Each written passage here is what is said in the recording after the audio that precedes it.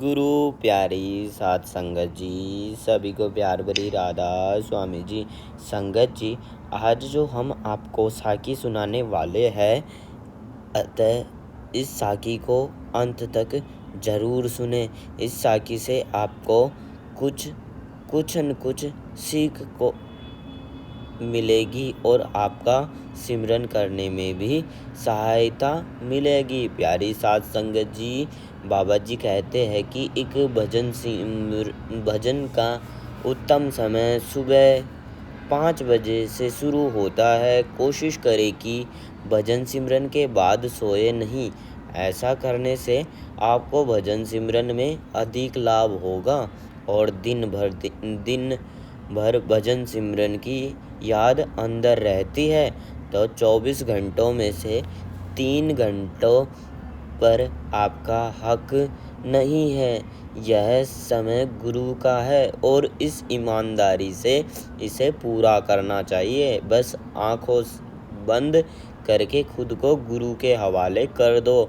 आपका यह समय लेखे में जरूर लिखा जाएगा। हमें जो यह जीवन मिला है बड़ा कीमती है, बड़े भाग्य से मिला है और इसको ऐसे ही नहीं निकाल देना बहुत बड़ी मूर्खता है। इस जन्म को आपका अपना आखिरी जन्म समझ कर चलो, क्योंकि क्या पता अगली बार मिले ना मिले या ऐसे जगह जन्म हो जाए जहाँ कोई मालिक का नाम ही ना लेता हो। हमें अपने इस जन्म का पूरा लाभ लेना चाहिए। कोशिश करनी चाहिए कि अगला जन्म ना ही लेना पड़े। हमें तो सिर्फ कोशिश करनी है, बाकी काम गुरु का है, वह लाज जरूर रखेंगे। अपने कमाए हुए धन का 10वां अंश गुरु का है, इसे परमार्थ में लगा देना चाहिए। इससे आपके अंदर दया की भावना जागृत होगी और लाभ मोह भी कम होने लग जाएगा। गुरु के आदेश की पालना ही गुरु भक्ति है। गुरु का पहला आदेश भजन का है, जो नामदान के समय हमें गुरु से वादा किया था कि 2.5 घंटे भजन सिमरन को जरूर देंगे। 24 घंटों में से जो भी काम कर रहे हैं वो सुबह उठने से लेकर रात को सोने तक उसे गुरु का काम समझकर पूर्ण करेंगे तो कर्म लागू नहीं होंगे। यह सोचो हम गुरु की सेवा कर रहे हैं और हम सेवा निस्वार्थ होकर करनी है। सेवा कर्म का बोझ कम होते हैं, बढ़ता नहीं जो हो रहा है। और जब हम भजन करने बैठते हैं तो भजन सिमरन में लाभ होता है, अंदरूनी तरीके भी जल्दी होता है और गुरु की याद भी हमेशा रहेगी। यही तो असल सिमरन भजन करने वालों का भजन ना करे वाले पागल कहते हैं। भजन करने वाले को गुरु की रजा अच्छी लगती है और दुनियावाई चीज़ों की फीकी। मीरा को भी तो लोगों ने प्रेम दीवानी कहा था।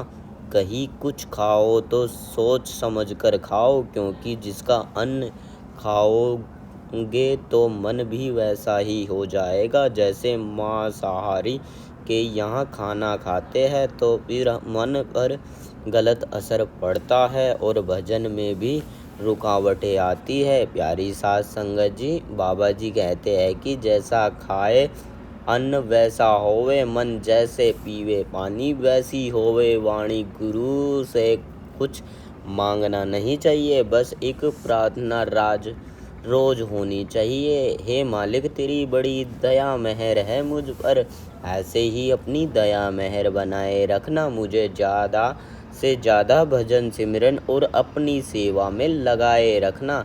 सामूहिक सत्संग ध्यान भजन से लाभ मिलता है। एक कक्षा में होशियार विद्यार्थी के पास बैठकर कमजोर विद्यार्थी भी कुछ सीख लेता है और परीक्षा में पास हो जाता है। गुरु का प्रसाद रोज लेना चाहिए, इससे बरकत होती है और भजन सिमरन में लाभ मिलता है। दुनियावी कर्मों में भी सफलता प्राप्ति होती है। भोजन दिन में 2 बार करते हैं हो तो भजन भी दिन में 2 बार ही करना चाहिए। जिस दिन भजन ना होवे उस दिन भोजन भी करने का हक नहीं है। नहीं, मन को ऐसा बना लो कि सुख ना हो सके, पर हर जीव में परमात्मा का अंश है, इसलिए सब पर दया करो, सबसे प्रति प्रेम भाव रखो, चाहे वह अपना दुश्मन ही क्यों ना हो। वे ऐसा सोचेंगे कि मैं परमात्मा की हर रूह से प्रेम करता हूँ तो मैं भी और अधिक मन लगेगा। परमात्मा का रास्ता प्रेम का है, दिमाग लगाने का नहीं। दिमाग लगाने तो दुनिया की बातों में फंस के रह जाओगे। अगर 24 घंटों में भजन सिमरन के लिए समय ही नहीं निकाल पा रहे हो तो हमें सोच विचार करने की ज़रूरत है कि क्या सच में हम सही रास्ते पर चल रहे हैं। आज के समय में वही समझदार है जो घर गृहस्थी का काम करते हुए भजन करके यहाँ से निकल चले, वरना बाद में तो रोने के सिवाय कुछ नहीं मिलेगा।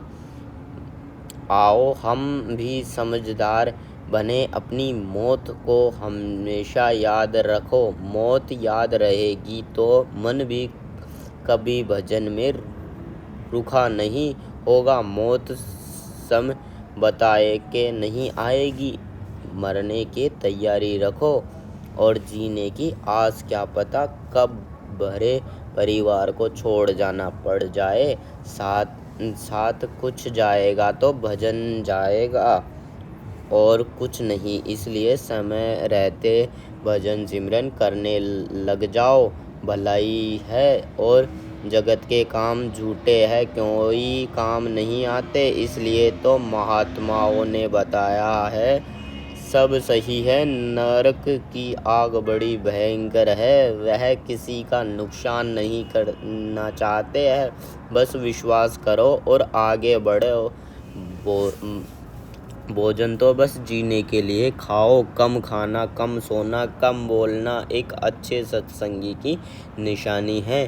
परमात्मा में शरीर को सुखाना पड़ता है, मन और इंद्रियों को वश में करना पड़ता है, ऐसे आराम छोड़ना पड़ता है, तब जाकर मन पर विजय प्राप्ति की जा सकती है। तो आप अपने आप को भाग्यशाली मानो कि आपको पूर्ण गुरु और नाम दान मिल गया है। जब ऊपर रूहानी मंडलों पर जाओगे तब दुनिया रोती नजर आएगी और गुरु की कीमत समझ पाओगी। किसी की निंदा मत करो, वरना उसके कर्म को भार थले दब जाओगे, क्योंकि किसी के कर्मों का पहाड़ अपने सर पर लेना हमें तो अपना कर्ज नहीं चुकाया जाता। भजन करने का कारण है गुरु के वचनों को याद ना रखना। गुरु वचनों को तो माला की तरह फेरते रहो, जैसे एक कंगना अपनी झोली को बार बार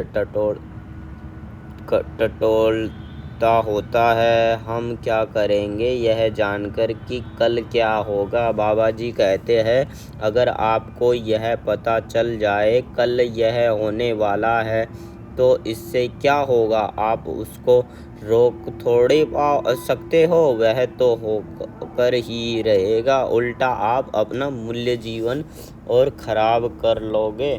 बाबा जी कहते हैं कि इस कलयुग में 3 बातों से जीव का कल्याण हो सकता है। एक सतगुरु के पूरे का साथ, दूसरा साधु की संगत और तीसरा नाम का सिमरन ध्यान और भजन। बाकी सब झगड़े की बात ऐसे ही चलती रहेगी। हमें तो बस ज़्यादा से ज़्यादा भजन सिमरन करना है। अगर आपको यह साखी आपको अच्छी लगी तो हमारी वीडियो को लाइक करें और नई नई साखी सुनने के लिए हमारे चैनल को सब्सक्राइब करें। राधा स्वामी जी।